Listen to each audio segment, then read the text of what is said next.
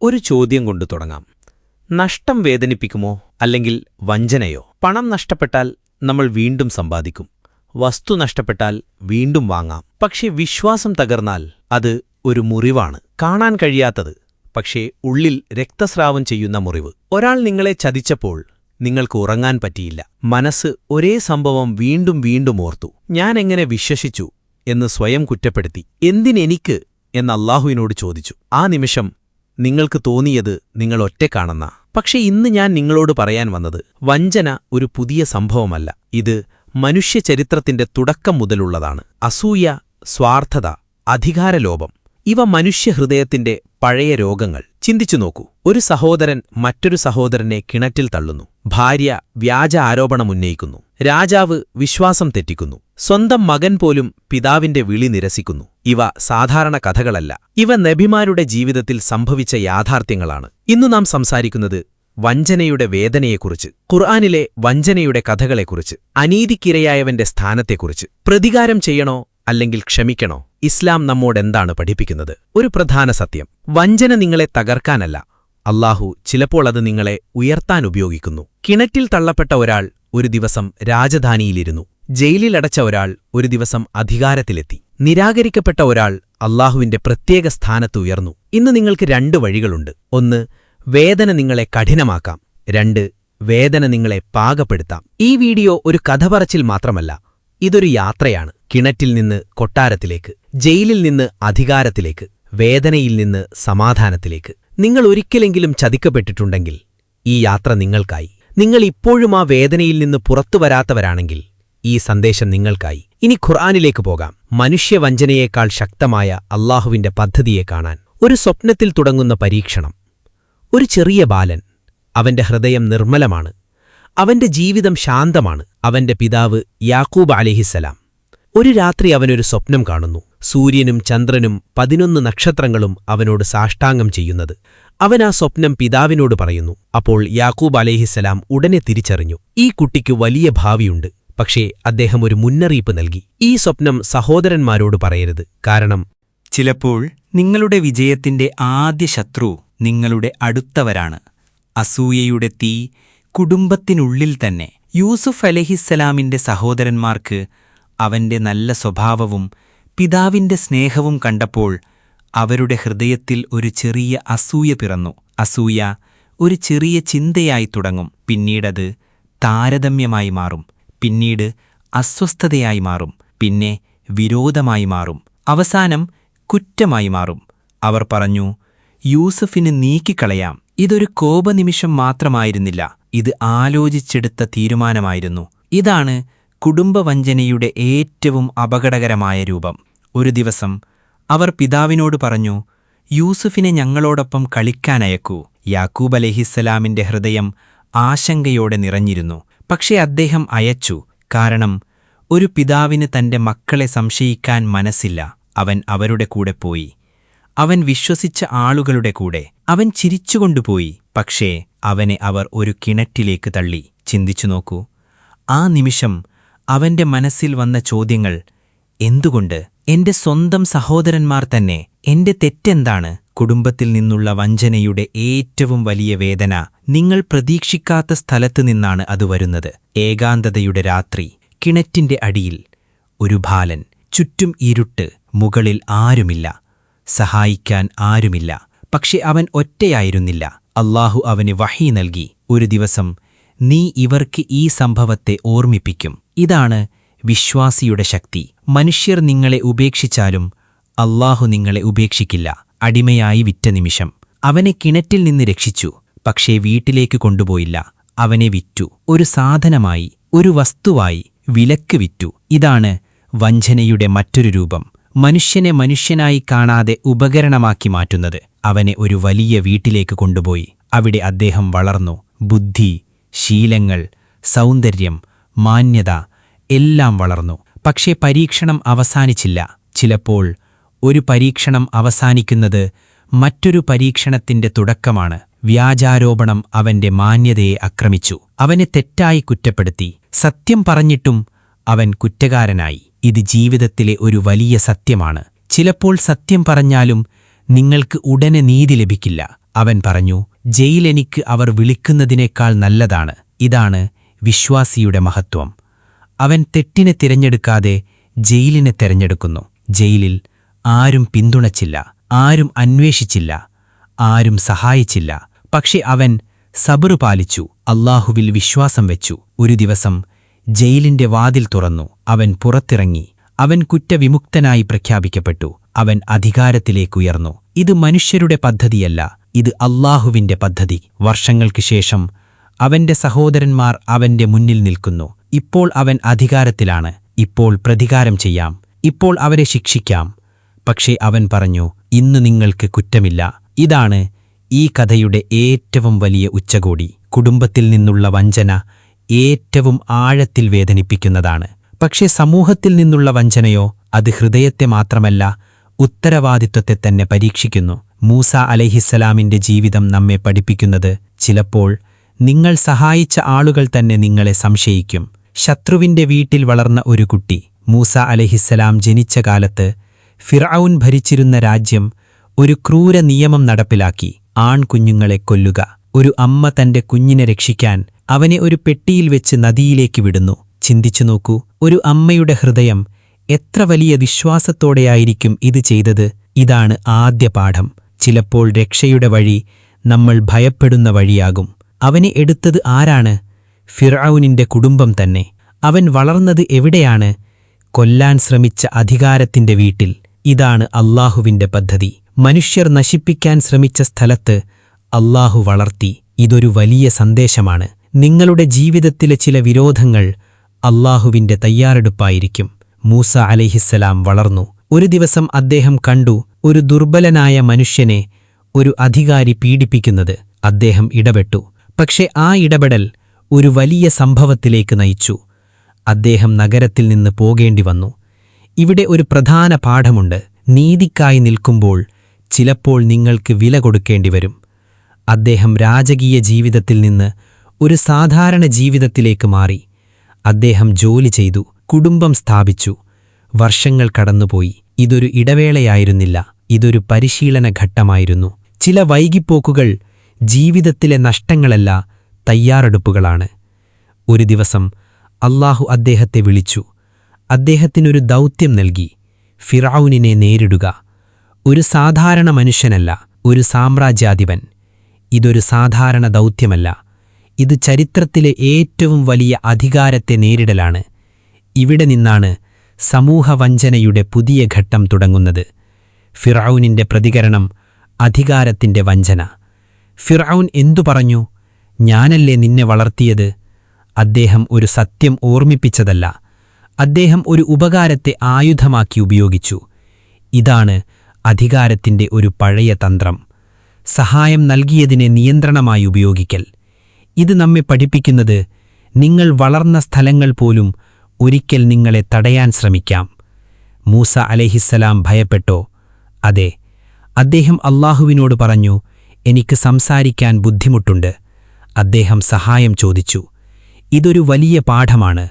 വിശ്വാസികൾക്ക് ഭയമുണ്ടാകാം, പക്ഷേ അവർ സത്യത്തിൽ നിന്ന് മാറില്ല. ബനി ഇസ്രായേൽ സമൂഹം അദ്ദേഹത്തെ പിന്തുടർന്നു. പക്ഷേ പിന്നീട് എന്ത് സംഭവിച്ചു? അവർ വീണ്ടും സംശയിച്ചു, വീണ്ടും പരാതി പറഞ്ഞു, വീണ്ടും അസംതൃപ്തി പ്രകടിപ്പിച്ചു. ഇതാണ് നേതാക്കൾ നേരിടുന്ന യാഥാർത്ഥ്യം. നിങ്ങൾ രക്ഷിച്ച ആളുകൾ പോലും എപ്പോഴും നന്ദിയുള്ളവരായിരിക്കണമെന്നില്ല. ഒരു ദിവസം അവർ കടലിന്റെ മുൻപിലെത്തി. പിന്നിൽ ഫിർഔൻ, മുന്നിൽ കടൽ. സമൂഹം പറഞ്ഞു, ഇപ്പോൾ നമ്മൾ പിടിക്കപ്പെടും. പക്ഷേ മൂസ അലൈഹിസ്സലാം പറഞ്ഞു, എന്റെ കൂടെ എന്റെ റബ്ബുണ്ട്. ഇതാണ് വിശ്വാസത്തിന്റെ ശക്തി. സമൂഹം ഭയപ്പെടുമ്പോൾ നേതാവ് ഉറച്ചു നിൽക്കണം. വിജയത്തിനു ശേഷമുള്ള മറ്റൊരു വഞ്ചന. കടൽ തുറന്നു. അവർ രക്ഷപ്പെട്ടു. ഫിർഔൻ മുങ്ങി. ഇത് വലിയ വിജയം. പക്ഷേ അതിനുശേഷം എന്ത് സംഭവിച്ചു? സമൂഹം വീണ്ടും തെറ്റിലേക്ക് തിരിഞ്ഞു. അവർ ഒരു കാളക്കുട്ടിയെ ആരാധിച്ചു. ഇതാണ് ഏറ്റവും വലിയ വേദന. രക്ഷിച്ച സമൂഹം തന്നെ വീണ്ടും തെറ്റിലേക്ക് പോകുന്നത്. മൂസ അലൈഹിസ്സലാമിന്റെ ജീവിതം നമ്മെ പഠിപ്പിക്കുന്നത്, അധികാരം സത്യം എപ്പോഴും സ്വീകരിക്കില്ല. സഹായിച്ചവർ പോലും നിങ്ങളെ നിരാശപ്പെടുത്താം. നേതൃത്വം നന്ദിയേക്കാൾ പരീക്ഷണങ്ങളാൽ നിറഞ്ഞതാണ്. സമൂഹത്തെ മാറ്റുന്നത് ദീർഘമായ യാത്രയാണ്. വിശ്വാസമുള്ളവർ ഒറ്റപ്പെട്ടതായി തോന്നാം, പക്ഷേ അവർ ഒറ്റയല്ല. സ്വന്തം ഭാര്യയും സ്വന്തം മകനും പിന്തുണയ്ക്കാത്ത ഒരു നബി. ഈ കഥ നമ്മെ പഠിപ്പിക്കുന്നത് എല്ലാ സ്നേഹവും നിങ്ങളെ അനുഗമിക്കണമെന്നില്ല. ചിലപ്പോൾ സത്യത്തിന്റെ വഴിയിൽ നിങ്ങൾ ഒറ്റയ്ക്ക് നടക്കേണ്ടിവരും. ഈ കഥയുടെ വിശദാംശങ്ങൾ ഖുർആൻ പല സ്ഥലങ്ങളിലും പറയുന്നു. നൂഹ് അലൈഹിസ്സലാമിന്റെ ജീവിതം ഒരു സാധാരണ പ്രവാചക ദൗത്യമായിരുന്നില്ല. അദ്ദേഹം തന്റെ സമൂഹത്തെ വിളിച്ചത് ഒരു വർഷമല്ല, ഒരു ദശകമല്ല, ഒരു തലമുറയല്ല, അല്ല, നൂറ്റാണ്ടുകൾ, 950 വർഷം. ഇത് നമ്മെ പഠിപ്പിക്കുന്നത് സത്യം പറയുന്നത് ചിലപ്പോൾ ഉടൻ ഫലം നൽകില്ല. ഇന്നത്തെ മനുഷ്യൻ 5 വർഷം പ്രയത്നിച്ചിട്ടും ഫലം കാണാതായാൽ ക്ഷീണിക്കും. പക്ഷേ ഒരു നബി 950 വർഷം അതേ സന്ദേശം, അതേ ക്ഷമയും അതേ വിശ്വാസത്തോടെയും തുടർന്നു. അദ്ദേഹം തന്റെ ജനങ്ങളെ പകൽ വിളിച്ചു, രാത്രി വിളിച്ചു, രഹസ്യമായി വിളിച്ചു, തുറന്നു പറഞ്ഞു വിളിച്ചു. പക്ഷേ അവർ എന്തു ചെയ്തു? അവർ അടിച്ചു, മുഖം തിരിച്ചു, പരിഹസിച്ചു, അവഗണിച്ചു. ചിലപ്പോൾ മനുഷ്യന്റെ ഏറ്റവും വലിയ വേദന വിരോധമല്ല, അവഗണനയാണ്. അദ്ദേഹം സത്യം പറഞ്ഞു, പക്ഷേ ആരും കേൾക്കാൻ തയ്യാറായില്ല. സമൂഹം പിന്തുണച്ചില്ലെങ്കിൽ ഒരു മനുഷ്യൻ എന്താണ് പ്രതീക്ഷിക്കുക? കുടുംബ പിന്തുണ. പക്ഷേ ഇവിടെ പോലും പരീക്ഷണമുണ്ടായിരുന്നു. നൂഹ് അലൈഹിസ്സലാമിന്റെ ഭാര്യ വിശ്വാസത്തിൽ അദ്ദേഹത്തെ പിന്തുണച്ചില്ല. ഇത് വളരെ വലിയ ആത്മീയ സന്ദേശമാണ്. ഒരു പ്രവാചകന്റെ ഭാര്യയായാലും വിശ്വാസം വ്യക്തിപരമായ തീരുമാനമാണ്. ബന്ധം രക്ഷിക്കില്ല, സ്ഥാനം രക്ഷിക്കില്ല, കുടുംബപരമായ അടുപ്പം രക്ഷിക്കില്ല. രക്ഷിക്കുന്നത് വിശ്വാസം മാത്രം. അല്ലാഹു നൂഹ് നബിക്ക് ഒരു നിർദ്ദേശം നൽകി. ഒരു നൗക നിർമ്മിക്കുക. ഒരു കടലില്ലാത്ത സ്ഥലത്ത്, ഒരു വെള്ളപ്പൊക്കമില്ലാത്ത സമയത്ത്, ഒരു സമൂഹം വിശ്വസിക്കാത്ത സാഹചര്യത്തിൽ. ചിന്തിച്ചു നോക്കൂ, ഒരു മനുഷ്യൻ ഒരു വലിയ കപ്പൽ നിർമ്മിക്കുന്നു. ജനങ്ങൾ ചുറ്റും നിൽക്കുന്നു, ചിരിക്കുന്നു, പരിഹസിക്കുന്നു. ഇതൊരു ശാരീരിക പരീക്ഷണം മാത്രമല്ല, ഇതൊരു മാനസിക പരീക്ഷണമാണ്. ജനങ്ങൾ നിങ്ങളെ മനസ്സിലാക്കാത്ത സമയത്തുപോലും അല്ലാഹുവിന്റെ നിർദ്ദേശത്തിൽ ഉറച്ചു നിൽക്കുക. ഒരു ദിവസം ആകാശം തുറന്നു, ഭൂമി വെള്ളം പുറത്തെടുത്തു, നൗക സഞ്ചാരം തുടങ്ങി. ഇപ്പോൾ സത്യം വ്യക്തമായി. പക്ഷേ ഒരു വലിയ പരീക്ഷണം ഇനിയും ബാക്കി. ഒരു പിതാവിന്റെ ഹൃദയം തകർന്ന നിമിഷം നൂഹ് അലൈഹിസ്സലാം തന്റെ മകനെ കണ്ടു.